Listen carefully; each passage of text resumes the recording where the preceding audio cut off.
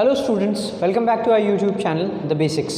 मेरा नाम है आदर्श और आज हम लोग पढ़ने वाले हैं केमिकल रिएक्शंस एंड इक्वेशन। जी हाँ, हमारा फर्स्ट चैप्टर 10th केमिस्ट्री का हम लोग केमिस्ट्री पढ़ रहे थे, केमिकल रिएक्शंस एंड इक्वेशन। इसके पहले मैंने इस सीरीज़ में 2 और वीडियोस डाले हैं। फर्स्ट वीडियो में मैंने बताया था आप लोगों को that what are chemical reactions and equations. Second video में मैंने आपको बताया था different types of chemical reactions के बारे में, जैसे कि combination reaction, decomposition reaction etcetera. आज हम लोग केमिकल रिएक्शन एंड इक्वेशन के 3rd क्लास में हैं, तीसरे नंबर वाले क्लास में हैं, जिसमें आज हम लोग जानने वाले हैं real life effects of oxidation. Oxidation के रियल लाइफ एप्लीकेशंस क्या हैं, इफ़ेक्ट्स क्या है, कौन से अच्छे इफ़ेक्ट्स हैं, कौन से बुरे इफ़ेक्ट्स हैं, अगर अच्छे इफ़ेक्ट्स हैं तो उन्हें कैसे बढ़ाना है, बुरे इफ़ेक्ट्स हैं तो उनसे कैसे दूर रहना है। जिन लोगों ने हमारे पहले दोनों वीडियोज़ नहीं देखे हैं, please click on the i button to watch those videos, ताकि आपको इस वीडियो में और अच्छे से समझ में आ सके। तो चलिए स्टार्ट करते हैं आज का हमारा topic, that is real life applications of oxidation. अब हम लोग पढ़ने वाले हैं इफ़ेक्ट्स ऑफ ऑक्सीडेशन। एक एक करके हम जितने इफ़ेक्ट्स ऑफ ऑक्सीडेशन होते हैं रियल लाइफ एप्लीकेशन मतलब उन्हें देखने वाले हैं। सबसे पहला इफ़ेक्ट हम लोग देखने वाले हैं, the first one and the most important one is combustion. सबसे ज़्यादा हमारे रियल लाइफ में हमें देखने को मिलता है कंबशन। ये सबसे ज़्यादा हमें देखने को मिलता है। कंबशन का मतलब क्या होता है? Burning in the presence of oxygen. Burning in the presence of oxygen is called combustion. Burning in presence of oxygen is called combustion. देखिए, ऑक्सीजन के प्रेजेंस में अगर कोई भी सब्सटेंस बर्न करता है, जलता है, if any substance burns in the presence of oxygen, then that phenomena, that process is called combustion. Combustion का मतलब समझ गए आप लोग? Burning in the presence of oxygen. If a substance burns in the presence of oxygen, कोई भी substance है जो ऑक्सीजन के प्रेजेंस में बर्न हो रहा है, जल रहा है, then that process is known as combustion. Combustion का एक बहुत फेमस एग्जाम्पल हम लोग देखने वाले हैं। For example CH4। CH4 means methane. ये LPG गैस का भी एक बहुत बड़ा कॉन्स्टिट्यूएंट है CH4 मीथेन। मीथेन को बर्न करने पे हमें क्या मिलता है? एनर्जी मिलता है, इसलिए हम लोग मीथेन बर्न करते हैं। It's an energy source. If we burn CH4 in the presence of oxygen, what will we get? We will get CO2 यानी कि कार्बन डाइऑक्साइड प्लस H2O, और ऑब्वियसली CH4 प्लस O2 करेंगे तो CO2 plus H2O। हम लोगों को इसके साथ क्या मिलता है? हीट भी साथ में मिलता है। आप चाहें तो इसे बैलेंस कर सकते हैं, नहीं भी कर सकते, वो आपके ऊपर है। फॉर एग्जांपल यहाँ CH4 है, एक कार्बन है, एक कार्बन है, यहाँ 4 हाइड्रोजन है, 2 ही हाइड्रोजन है, 2 यहाँ पे मल्टीप्लाई कर दिए, 4 हाइड्रोजन यहाँ हो चुका है। अब आप देखेंगे 2 ऑक्सीजन है और 2 ऑक्सीजन है, यहाँ पे 4 ऑक्सीजन हो गया, 2 और 2 4, और यहाँ पे 2 ही ऑक्सीजन है, तो हमें क्या करना होगा? 2 से मल्टीप्लाई करना होगा, है ना भाई? कार्बन एक carbon, hydrogen 4 hydrogen, 4 oxygen, 2 oxygen और 2 ऑक्सीजन, 4 ऑक्सीजन। तो ये अब रिएक्शन जो है बैलेंस्ड है। किस चीज़ को बर्न किया हम लोगों ने? मीथेन को बर्न किया in the presence of oxygen. क्या मिल गया हमें? Carbon dioxide plus H2O। We get a lot of heat and energy in the presence of this. ठीक है, कंबशन आपके आसपास जितनी चीज़ें जलती हैं, anything burning in the presence of oxygen, क्योंकि oxygen is essential for burning. यहाँ पे आपके आसपास जितनी चीज़ें जल रही हैं in the presence of air, air में क्या है? ऑक्सीजन है। एंड ऑल सच प्रोसेसेस, किसी भी चीज़ का burning in the presence of oxygen, all such processes are called as combustion. एक बहुत फेमस एग्जांपल और है, मैग्नीशियम रिबन का एग्जांपल आप लोगों को बुक में दिया होगा, that burning of magnesium ribbon in the presence of oxygen. Please do look at this example, क्योंकि ये एग्जाम्पल आपके एग्जामिनेशन पॉइंट ऑफ व्यू से बहुत ज़्यादा इंपॉर्टेंट है। मैग्नीशियम रिबन आप सीधा कर लोगे, Mg + O2 क्या देगा आपको? MgO देगा। एंड इसमें ख़ास बात क्या है कि it burns with dizzy flame, एक बड़ा सुंदर स्टारी फ्लेम के साथ ये बर्न होता है। ठीक है, तो ये था हमारा first effect of oxidation, one of the most important, that is combustion, that is burning of any thing in the presence of oxygen. हमें पता है oxygen supports burning, that's why it is called combustion. चलिए हम लोग चलते हैं next topic की तरफ। The second effect of oxidation, the second important effect of oxidation is respiration. अभी हम लोगों ने फर्स्ट पढ़ा था, first effect that is combustion। Respiration हमारे लिविंग ऑर्गेनिजम्स के लिए, living organisms like human beings, animals, सबके लिए बहुत इंपॉर्टेंट है। कैसे? रेस्पिरेशन का मतलब क्या होता है? रेस्पिरेशन का मतलब आई एम श्योर आप लोगों ने क्लास 9, 10 में कई बार पढ़ा होगा, क्लास 9 में पहले भी आप लोगों ने कई बार सुना होगा, क्लास 9 के पहले भी। रेस्पिरेशन क्या है देखते हैं। When we intake, respiration is a part of breathing but respiration is not breathing. When we intake oxygen, जब हम लोग ऑक्सीजन लेते हैं, सांस लेते हैं, तो हम लोग ऑक्सीजन अंदर की तरफ लेते हैं। आप जब ये ऑक्सीजन लेते हो it goes to the lungs. आप जब ये ऑक्सीजन नाक से ले रहे हो it goes to the lungs. ये ऑक्सीजन आपके लंग्स पे गई है एंड लंग्स से ये धीरे धीरे ब्लड सेल्स की तरफ जाती है। वहाँ पे क्या होता है, ये ग्लूकोज़, हमारे बॉडी का जो ग्लूकोज़ है, ग्लूकोज़ का फॉर्मूला क्या होता है? C6H12O6। C6H12O6 ये है ग्लूकोज़। जब ये ब्लड में जाती है हमारे, तो वहाँ ये ग्लूकोज़ के साथ रिएक्ट करती है। जो ऑक्सीजन आप इनहेल कर रहे हो वो ब्लड में जाके बाइंड करके किसके साथ रिएक्ट करेगा? ये कंबशन करेगा with glucose. And when glucose reacts with oxygen, जब ग्लूकोज़ ऑक्सीजन के साथ रिएक्ट करती है then it produces carbon dioxide and water. देखिए अभी ये बैलेंस नहीं है। When glucose reacts with oxygen it produces carbon dioxide. क्या ये प्रोड्यूस करेगा? Carbon dioxide plus water. अब इसमें खास क्या है, क्यों ये हो रहा है? आप सोचोगे रेस्पिरेशन में होता क्या है? वी इनहेल्ड ऑक्सीजन, ऑक्सीजन अंदर गया, वो लंग्स के थ्रू हमारे सैक्स में गया है and that through that it went to the blood में ये ग्लूकोज के साथ रिएक्ट करता है ऑक्सीजन हमारा। The oxygen reacts with glucose to produce carbon dioxide and water. This carbon dioxide is released. ये कार्बन डाइऑक्साइड हम लोग धीरे से रिलीज़ कर देते हैं, अपने माउथ के थ्रू रिलीज़ कर देते हैं धीरे धीरे। अब इस प्रोसेस का काम क्या था?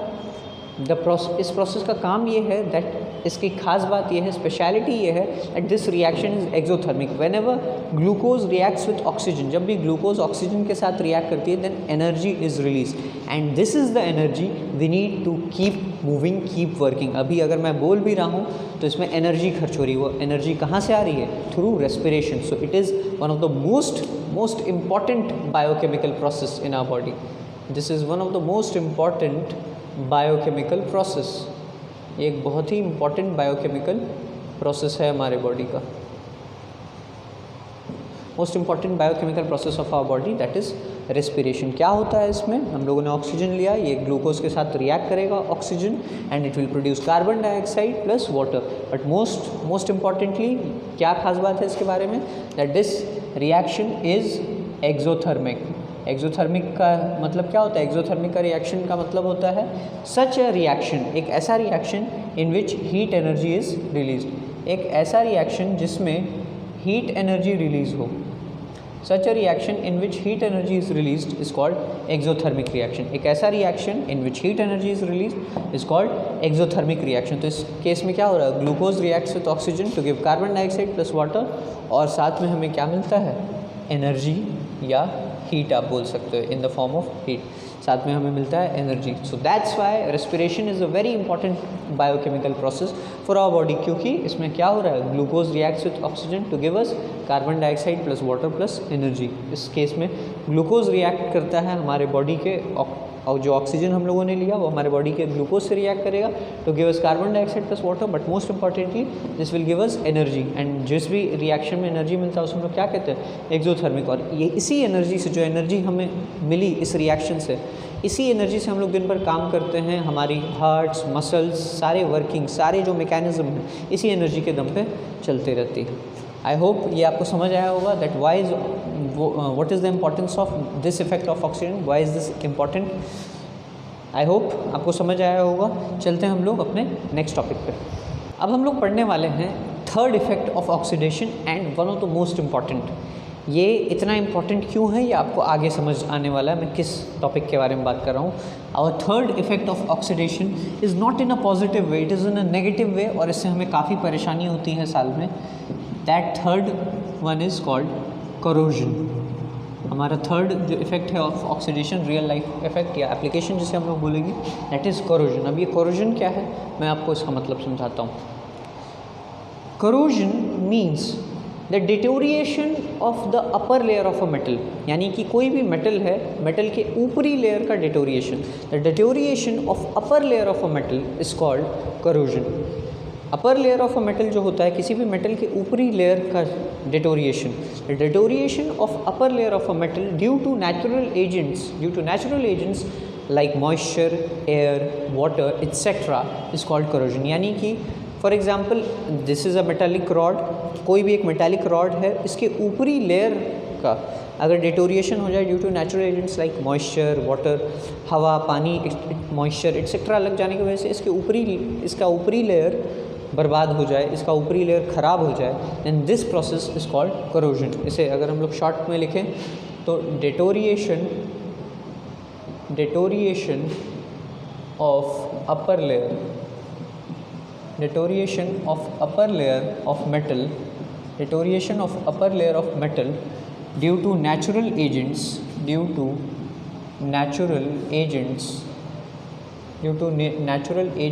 like moisture, water, air etc. Corrosion का मतलब क्या होता है? Deterioration of upper layer of metal. कोई भी मेटल है, काश मेरे पास होता, for example this is a metal, आप इसे देख सकते हो, ये एक मेटल है। इस मेटल का जो ऊपरी लेयर है, ऊपर का जो लेयर है, अंदर भी इसके अंदर लेयर होता है, ऊपरी लेयर जो है अगर ये ख़राब हो जाए ड्यू टू वाटर, एयर और ऐसे मॉइस्चर जैसे फैक्टर्स की वजह से, then this process will be called as corrosion. इस प्रोसेस को हम लोग क्या बोलेंगे? कोरोजन बोलेंगे। कोरोजन में एक बहुत स्पेशल केस आता है रस्टिंग। कोरोजन में एक बहुत स्पेशल केस आता है रस्टिंग, और कोरोजन से ज़्यादा इम्पोर्टेंस इस टॉपिक का है रस्टिंग का। Rusting is a special case of corrosion. Rusting क्या है? कोरोजन का एक स्पेशल केस है इन विच, इसमें क्या था? Deterioration of upper layer of metal. इसमें कोई भी मेटल हो सकता था, बट रस्टिंग का जो केस है इसमें only and only iron is involve. एक ऐसा टाइप ऑफ कोरोजन जिसमें जो इन्वॉल्व मेटल होगा, वो क्या होगा? आयरन। इसमें हम लोग बोलेंगे the deterioration of upper layer of iron, the deterioration of upper layer of iron metal due to natural agents like moisture, water, air etcetera. आप सब ने देखा होगा कि अगर आप घर में किसी तरह के मेटल रॉड, आयरन रॉड वगैरह छोड़ देते हो काफ़ी लंबे समय तक, तो क्या होता है? उसके ऊपर जंग लग जाता है। ये जंग जो लग जाता है, आप हिंदी में कहते हो, यही है रस्टिंग। इसी प्रोसेस को हम लोग क्या कहते हैं? रस्टिंग कहते हैं, कोरोजन कहते हैं। कोरोजन किसी भी मेटल के लिए हो सकता है, मतलब समझ लोगे, corrosion can be for any metal, and इसका स्पेशल केस रस्टिंग क्या है? रस्टिंग सिर्फ और सिर्फ किसके लिए होगा? आयरन के लिए। रस्टिंग क्यों इम्पॉर्टेंट है? क्योंकि रस्टिंग की वजह से हमें साल में कितने करोड़ों का, अगर आप देखो पूरे भारत में देख लो, पूरे इंडिया में देख लो, तो कितने करोड़ों का लोहा जो है, मेटल जो है, वो ख़राब हो जाता है due to natural agents like air, water etcetera. तो ये हमारे लिए एक बहुत इंपॉर्टेंट प्रोसेस हो जाता है, क्योंकि इससे हमें बहुत बड़ा लॉस झेलना पड़ता है। और हमारा मेन एम क्या होता है? To overcome this loss. हम चाहते हैं कि इस लॉस से हम बचें। कैसे इस लॉस से बच सकते हैं हम लोग? रस्टिंग के केस में हम लोग कैसे बच सकते हैं? इससे बचने के रेमेडीज़ क्या हैं, मैं उस पर अब डिस्कशन करने वाला हूँ। आई होप आप कोरोजन समझ गए होंगे, रस्टिंग समझ गए हो। कोरोजन क्या होता है? Deterioration of upper layer of metal due to natural agents. और रस्टिंग क्या होगा? स्पेशली अगर सिर्फ आयरन के लिए हम लोग बात करें, आयरन के केस में, तो इसे हम लोग कहते हैं रस्टिंग। अच्छा, ये यहाँ तक तो हम लोग समझ गए, लेकिन हमें ये भी समझना ज़रूरी है दैट रस्टिंग का एक केमिकल इक्वेशन होता है जो कि बहुत इंपॉर्टेंट है। Fe, this is iron, it reacts with oxygen, Fe reacts with O2 and it reacts with H2 to give us rust, जिसका फॉर्मूला हम लोग लिखते हैं Fe2O3 XH2O। ठीक है, Fe2O3.XH2, यहाँ भी X लगा दो क्योंकि ये वाटर कितने अमाउंट में है ये अनस्पेसिफाइड होता है। ये बहुत ही फेमस केमिकल रिएक्शन है Fe + O2 + XH2O। Fe2O3.XH2O को हम लोग कहते हैं रस्ट। Fe2O3.XH2O को हम लोग क्या कहते हैं? रस्ट। Fe ऑब्वियसली आपको पता है, Fe क्या है? आयरन है, O2 ऑक्सीजन है, and water, H2O is water. So iron reacts with water and oxygen to give us Fe2O3.XH2O and that means rust। ये क्या है? रस्ट है। और रस्ट कैसा दिखता है? आप इसके बारे में भी लिख सकते हो। रस्ट एक ब्राउन पाउडरी सब्सटेंस होता है।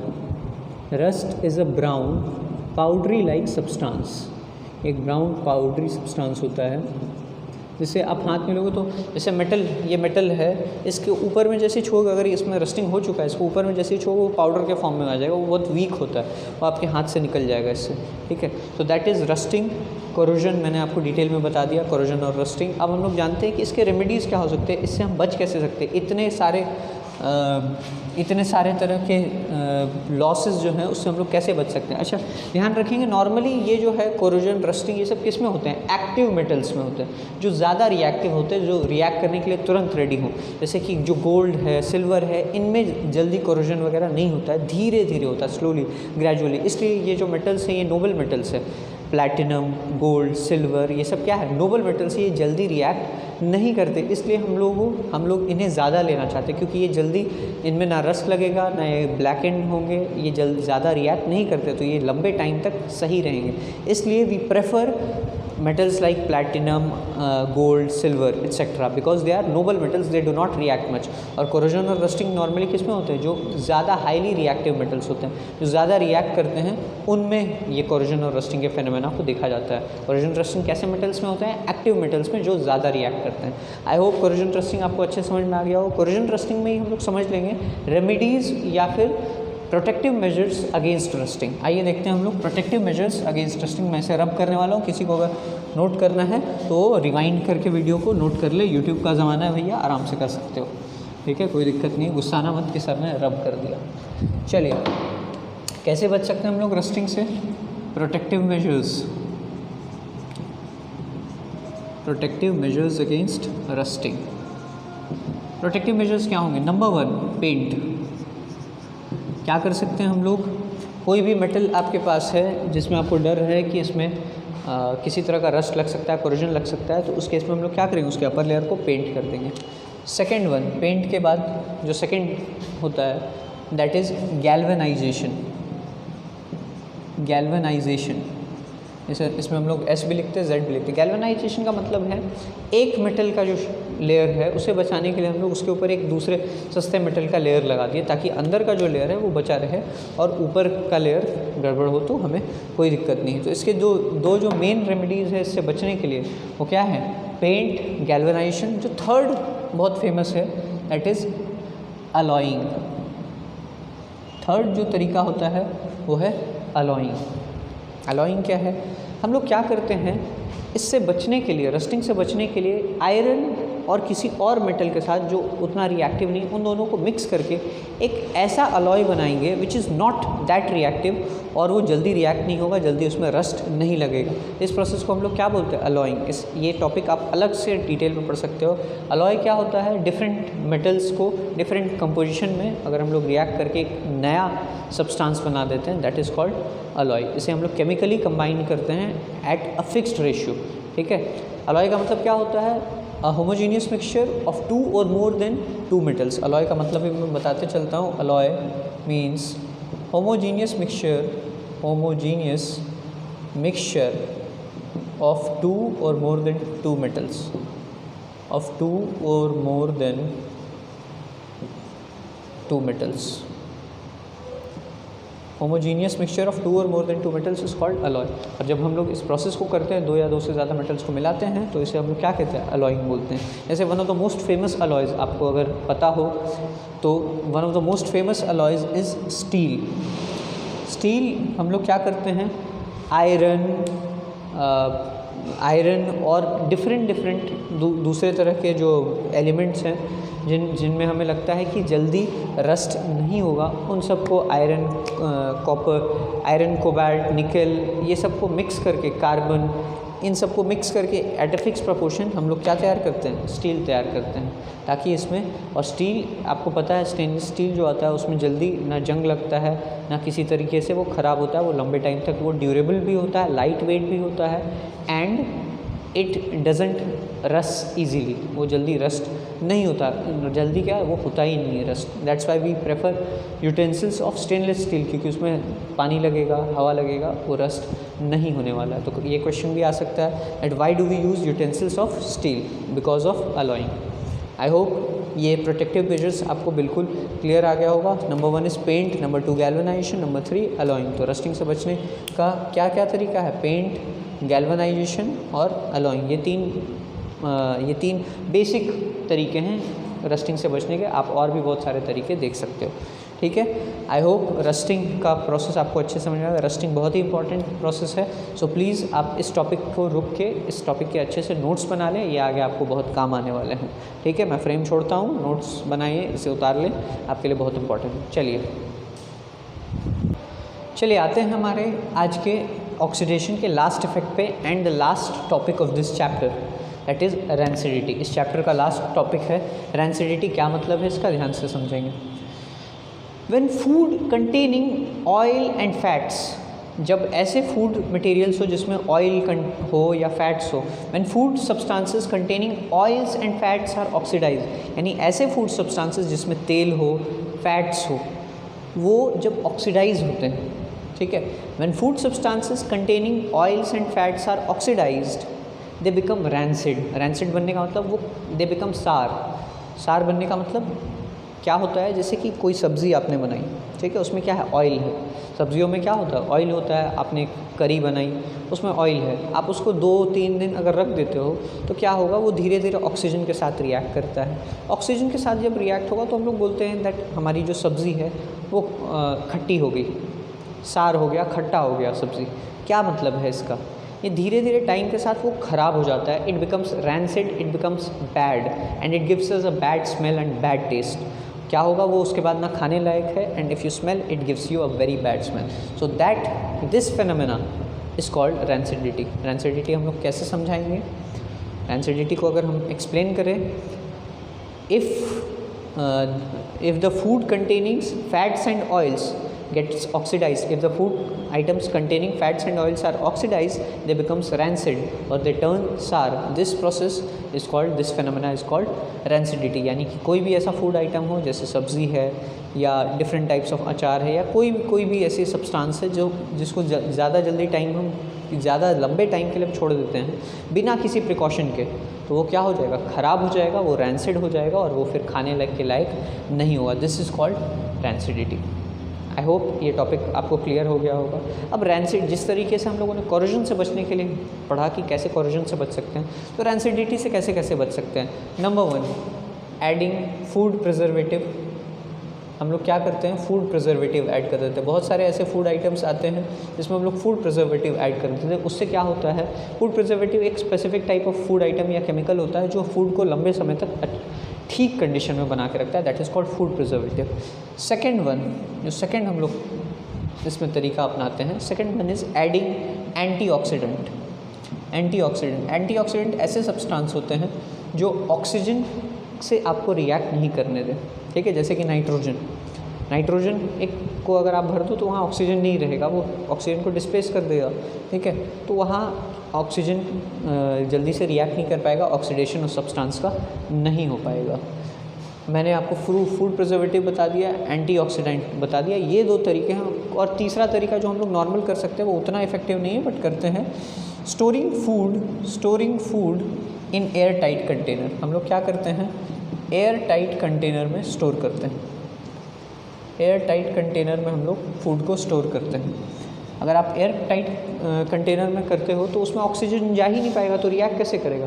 और इन 3 तरीक़ों से क्या होता है, हमारा जो खाना है, किसी भी तरह का फूड आइटम है, वो ज़्यादा लंबे समय तक प्रिजर्व रहेगा, अच्छे से रहेगा। तो 3 तरीके क्या हैं उनसे बचने के? Food preservative, antioxidant and storing food in air tight container. I hope आपको ये टॉपिक बहुत अच्छे से समझ में आ गया हो। फूड प्रिजर्वेटिव कैसे होता है? जैसे साइट्रिक एसिड, सॉस वगैरह और डिफरेंट फूड आइटम्स को लंबे समय तक ठीक रखने के लिए, अचार वगैरह को, उसमें साइट्रिक एसिड एडेड रहता है। एंटीऑक्सीडेंट का एग्जांपल क्या है? Chips bags. ये क्वेश्चन बहुत फेमस है, पूछा जाता है।